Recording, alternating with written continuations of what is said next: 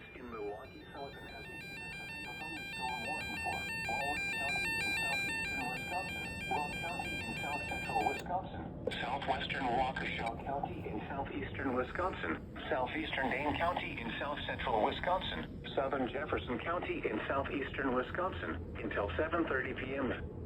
At 6:55 p.m., severe thunderstorms were located along a line extending from near Lake Coast Canal to near Milton to near Beloit, moving east at 30 miles an hour.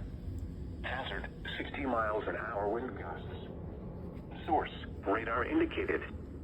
Impact, expects damage to roofs, siding, and trees.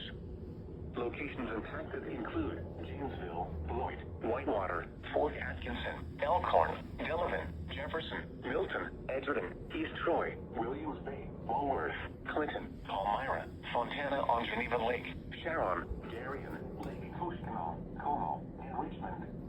Remain alert for a possible tornado.